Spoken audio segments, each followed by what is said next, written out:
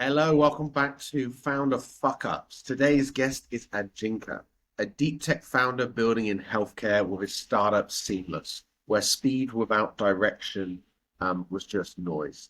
In an accelerator, an experienced mentor pushed for a consumer pivot, quicker revenue, easier traction, and it sounded smart, but it was wrong for their context. 3 months later, they'd rebuilt features, ran interviews, and learned the hard way that advice without alignment can cost you momentum. We're going to unpack how to separate signals from noise, structure advisor relationships, and protect your velocity. Let's dive into Ajinkya's founder fuck up. Welcome to the show. Thanks so much for having me, Ben. Great to be here.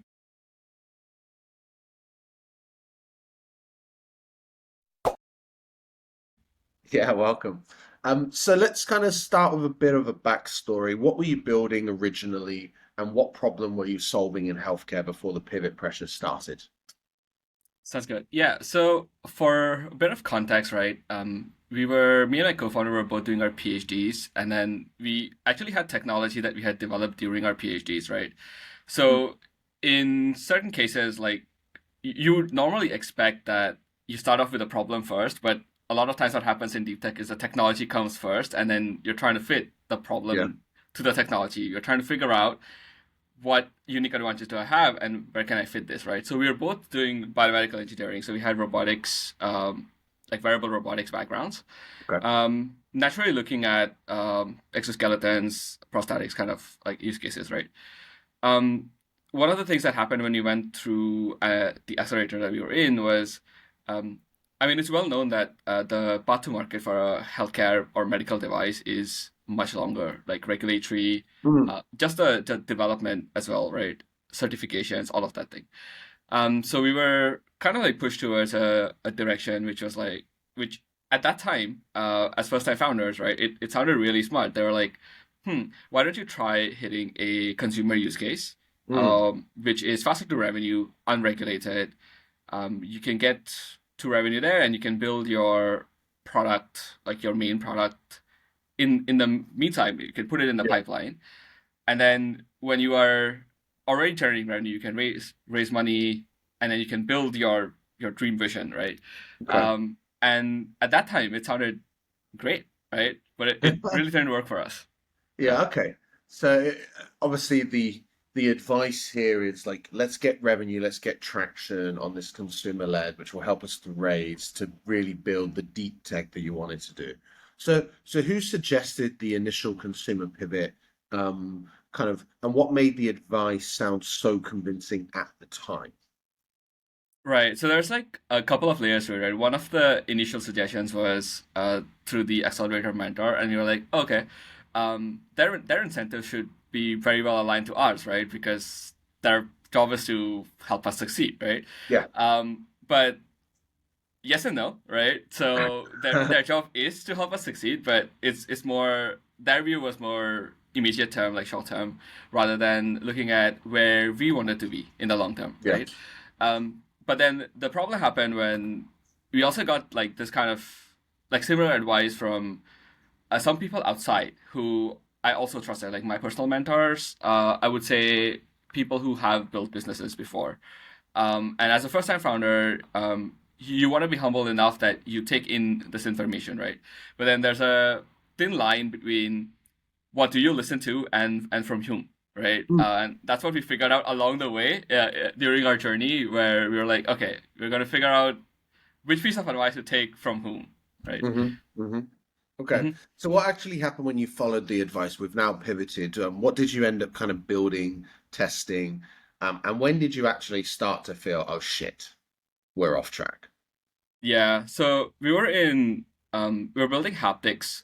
So for context, haptics is anything that broadly like makes you feel sensation. So vibration on your phone is haptics. We were building pneumatic haptics, air powered like micro bubbles. And then naturally one of the use cases we saw, this was during the whole COVID like lockdown Mm. phase where we had like there was like this whole trend of like VR entertainment, like Yeah. gaming, VR based gaming. And then we also ended up like speaking to fitness chains and VR studios who are interested in gamifying like fitness, right? Yeah. We ended up getting a pretty big LOI as well, quite an important one.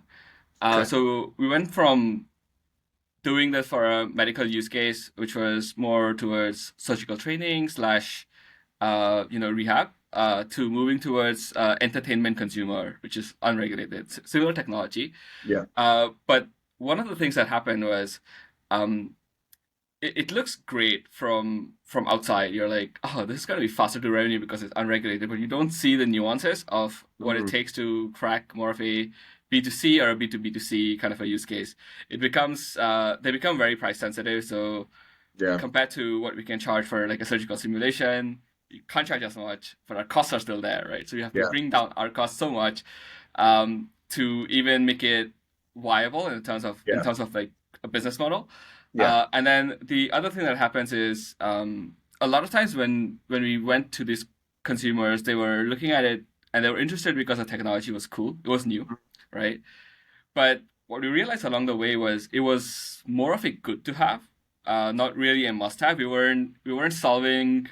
It was not a painkiller as a vitamin, right? Yeah. Um, and we started realizing that when we started having to push a little more, like we had to push them to like try and adopt it rather than like feeling that pull. Yeah. And then when we pivoted back out of it, it was very different. And yeah, we're in a good place now where we actually feel very Okay. heavy market pull. I think that was the difference. Yeah. Yeah. So obviously you got a little bit of traction at the beginning with a letter of intent. Before I move on, did that letter of intent materialize to actual a real deal, or did that kind of peter off? Okay. So a couple of things happened during that time, right? So we graduated the accelerator in August 2022. Our funding actually came in 9 months later. We already had the LOI. Oh, And as a result, what happened was we actually couldn't really entirely execute the project because we didn't have the resources. And that was actually one of the reasons that it fell off as well. But in hindsight, it ended up being a good thing because we might have been stuck in a trap for much longer time. So sometimes like the worst things that happen to you kind of end up being yeah. like in good things in hindsight, right? Yeah. Yeah. So at the time you'd raised capital, but like everything's done, but it took them 9 months to actually put that money in your bank account, which meant Hmm. you couldn't actually execute this big contract you were winning, which ended up being a big win in the long run. Yeah. That sometimes, right? So obviously you were talking about how you started to realize, this wasn't working out. We pivot back. We were going from a push and we wanted to get back to that pull from our clients, right? So when did you realize this speed of going for hey, let's do consumer, it's going to be faster to revenue? When did you realize that speed wasn't velocity for you guys? What data or gut feeling made you stop and course correct? Was it the lack, the fact that you were having to push the product and like force it upon them, or was it something else? Yeah. So that's one of the things, right? So we do believe that, when you pitch and you're solving a real problem, um, you kind of get the sense very quickly that people start nodding the Mm, moment you explain the problem to them, and they're like, "Stop it! I basically understand exactly what the problem is. yeah, Tell me how you're going to solve it, right?" And they're immediately yeah. like pulling you towards a solution.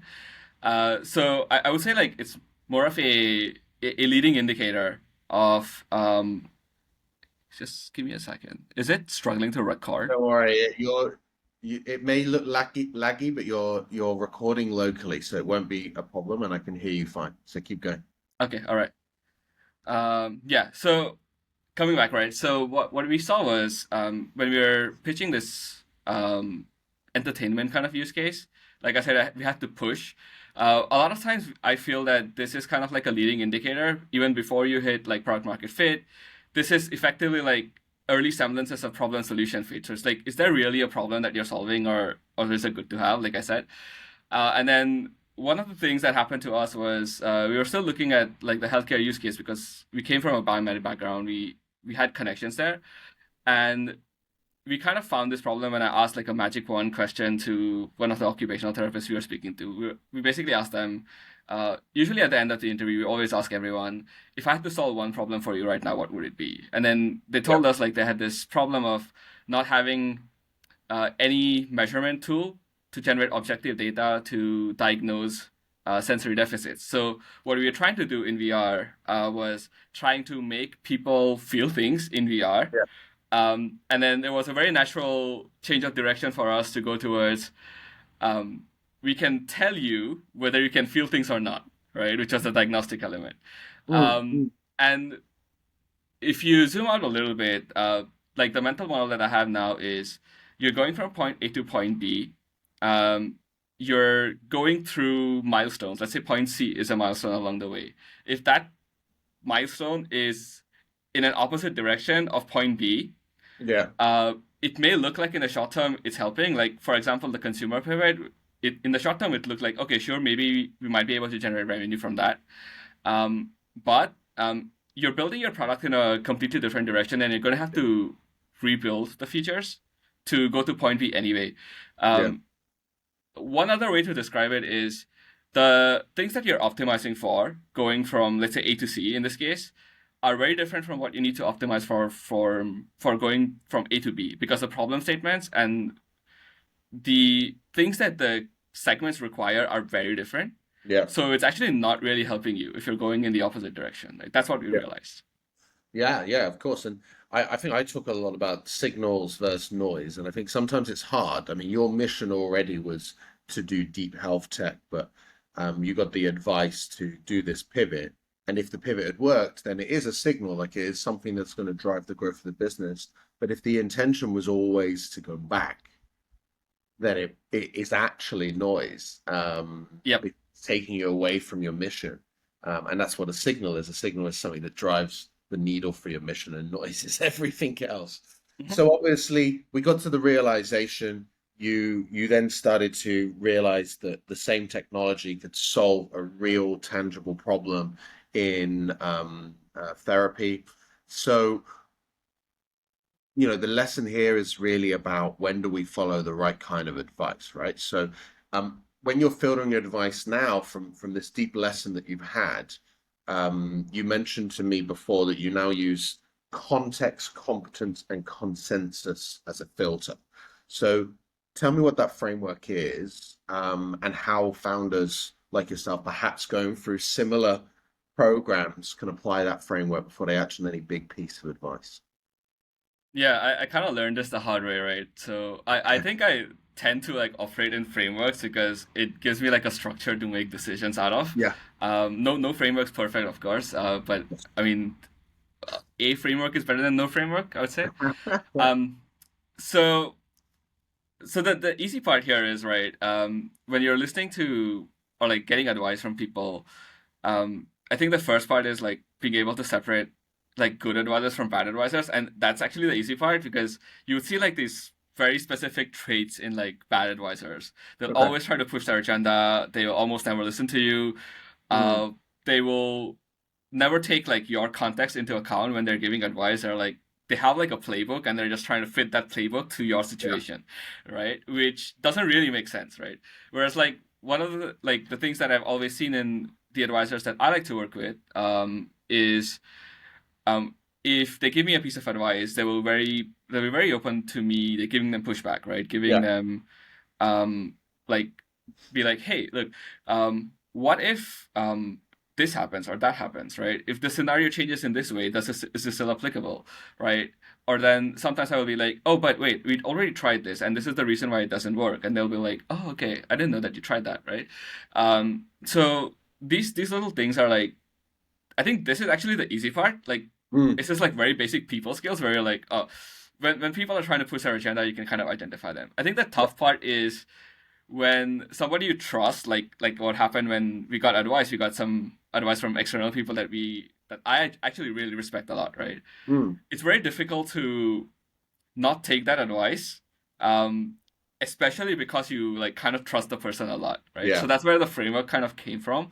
So briefly, if you look at like the three C's, what we look at is like context is essentially how relevant is this advice to us Yep. in our context, because we're building in medtech something that is worked in consumer, for example, uh, may not really work for us. It might, but there's chances that it won't, right? So that's basically what I look for in terms of context. The second thing is competence. For lack of a better word, like I call it confidence because I want to figure out whether the person who's giving that piece of advice is the right person, or are they qualified to give me that piece of advice, right? Mm. So one of the things that also happened was the advisors that were giving some of this advice to us, even though I respected them a lot, they had not run a deep tech business, Yeah. right? They'd run more of a SME, kind of a small business, which is still great. So that is some experience, but it wasn't entirely relevant to us to have their like SME business Yeah. kind of experience to like apply it to us when we were trying to build something which is venture scale, right? Which is because it's very different. Um, so that's basically where competence comes from. And then with consensus, what I'm trying to figure out is are people with different kinds of backgrounds looking at the same problem, looking at the problem in the same way, and is there a consensus across them in terms Mm. of what the next step should be or what the next step possibly could be, right? Yeah. So to give you an example, usually, okay, the way I look at it is advisors should really come on board to help founders identify the blind spots, and B, provide skills or expertise which the founding team doesn't have. Like that's the only condition where I would really want advisors to come on board, Hmm. right? So in this case, what I usually look for is, for example, for us, there's a combination of like regulatory and then there's like macro cycle, like Yeah. fundraising environments, like affect how much we can raise. So we Yeah. have to kind of like position our product in the way that um, we can navigate both the regulatory and the funding, right? For example, just a really simple Yeah. example. So I have to look at it from my regulatory advisor might tell me to do something, Hmm. but then I would have more context because I see the business as a whole picture. Yeah. I'm going to go to another mentor who I have who who would give me more context on how much we'd be able to raise, like realistically, at the stage we're at, right? And then I have to plan my runway and be like, oh, okay, maybe I don't go like a Class B diagnostic tool, which we eventually want to be immediately, but I Right. launch the product, do start generating revenue because it is along the same line, right? It's we're still going A to B, Mm-hmm. but we have a smaller milestone in between without changing direction A where we can B. start generating revenue. Yeah. Yeah. 8.1. Yeah. 8.1, exactly. Like Yeah. somewhere in the middle. Yeah. Yeah. So that's kind of what we look for. Okay, right, cool. And so it sounds like so I understand that competency piece. Basically, just because this person has had a successful business doesn't mean they have the competency for your unique circumstance. Like you're doing deep tech, you're doing a venture-backed kind of scale business, whereas this individual did a consumer SME kind of small, not venture backable, not deep tech, not medical tech. So getting the advice from the right type of advisors. And in consensus, I think it's really good. And so to reach consensus, how many advisors are you looking, especially with big decisions, right? How many advisors do you want to talk to? Like if I want to run this framework, like what's the bare minimum number and the maximum I should really be spending? Because obviously I want to move. I want to move fast. Yeah, again, so there's another framework we've used, the type 1, type 2 decision framework. So Okay. is the decision reversible or not, right? So Yeah. usually if the decision is reversible and it's not going to cost us a lot in terms of time and money, we would basically take maybe two, maybe three advisors' point of view at Gotcha. most. Maybe sometimes even like one to just execute, right? Okay. Let the market um, give you the data to make a decision out of, which is better. If it's a big irreversible decision, usually I would try to look at it with like at least five of my close advisors. Like we have like some which are actually actively signed on board using an agreement, an equity agreement, right? Yeah. And then I have some of my personal mentors who just want to help me like pro bono, right? Yeah, of course. So it would be somewhere in the range of 5 to 6. Okay. Basically, again, it's mostly looking at it the same kind of problem from like different kind of contexts, Yeah. right? So that Yeah. I look at it kind of like my personal think tank, right? Yeah, yeah, yeah. Okay, good. And I think most people should have a advisory for sure. Like you need an advisory board, but you need a personal advisory board. Hmm. So if you're getting such a quite a wide net of advisors, especially on those type, those decisions that are irreversible or like very difficult to reverse, what's your rule for choosing advisors today? And you mentioned a little bit about incentives there, like in terms of equity and things. And how do you then structure those relationship incentives to kind of stay aligned with what you're trying, with getting you from A to B, so that misalignment can't linger? Sure, yeah. Let's walk through both, right? So like cultural fit as well as like structuring the relationships, both. So in terms of cultural fit, like I briefly touched upon it as well. We look for those traits where advisors are should be okay with like us giving them pushback because Mm, I think founders need to realize that the only people who actually have full visibility of their own business is themselves, right? yeah, Because you are in the trenches on the ground, close to your users. You understand the problem better than anybody externally can. You understand the business model better than anybody else can. yeah, Because naturally, if you're building something new, you're not using something that's proven, right? So you have yeah, to filter whatever advice you get in context of what you're doing. yeah, So we look for essentially those kind of traits in when we interview them. Usually it's like at least three yeah, calls.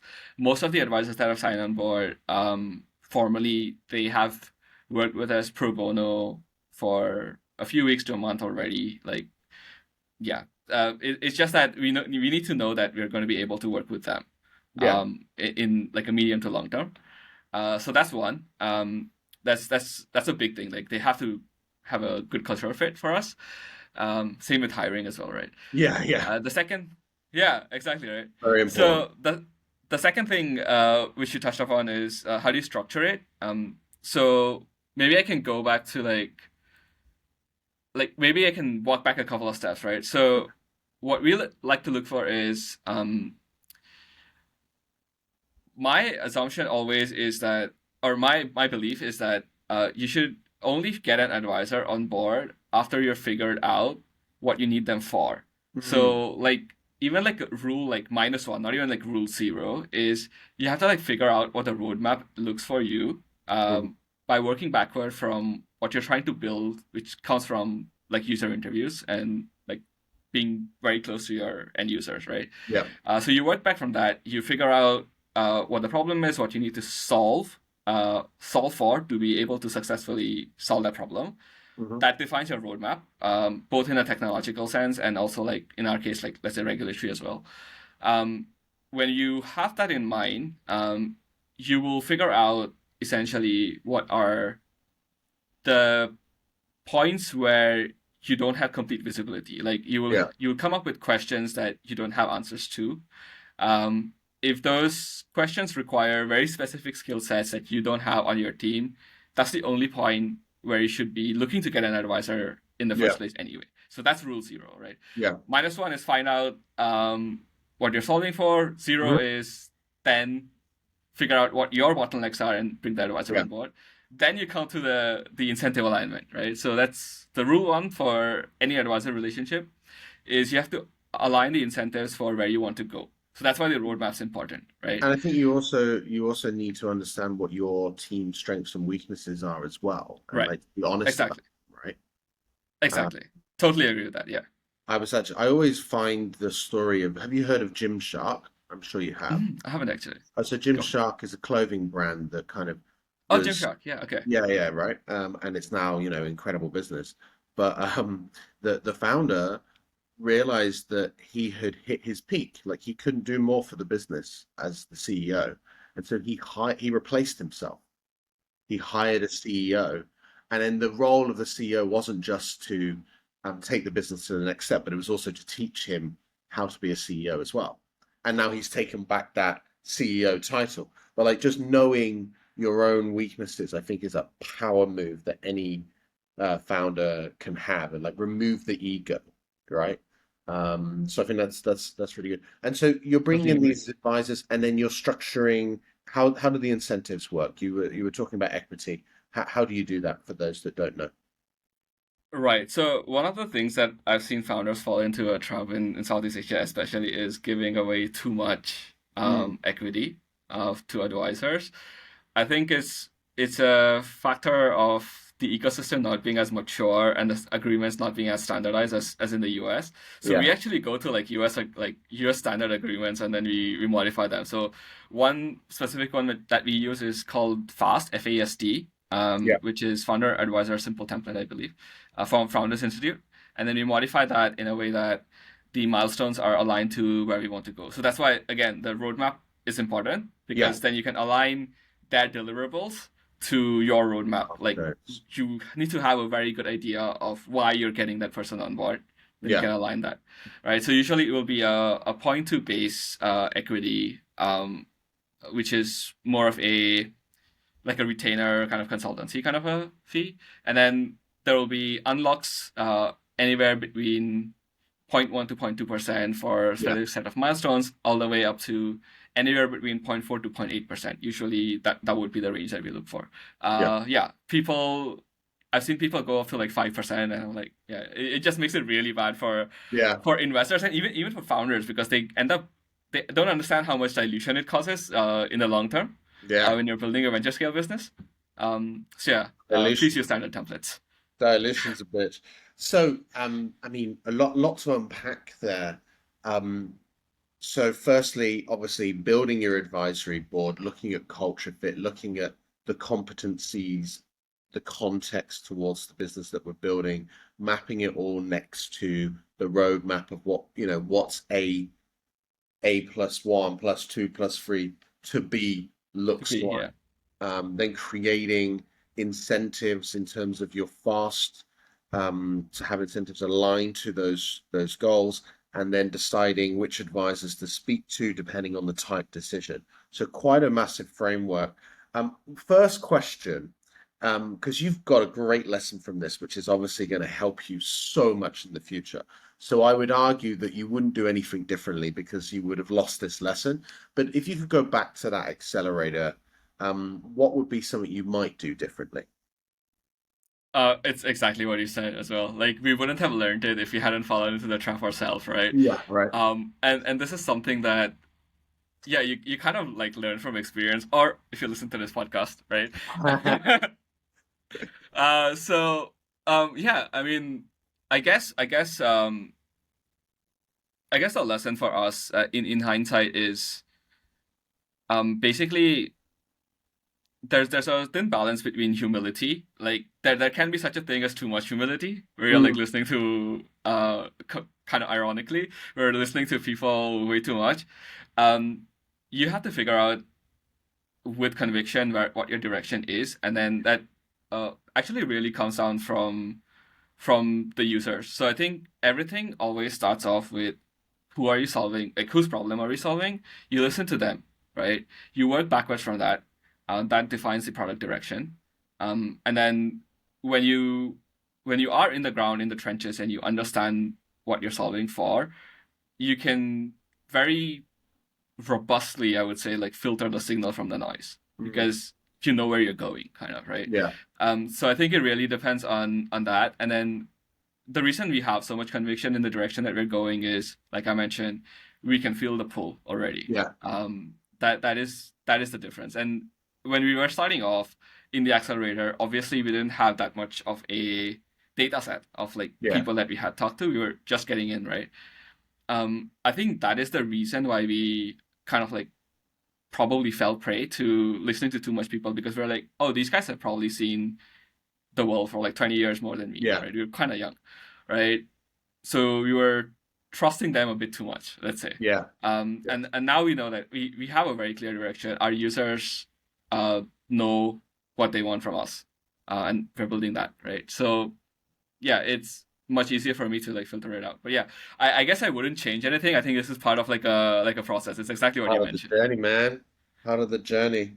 I think we Yeah, we learn more from our failures than we do from our successes, for right? sure. And Um, we get we get things wrong more often than right. That's also like part of the process.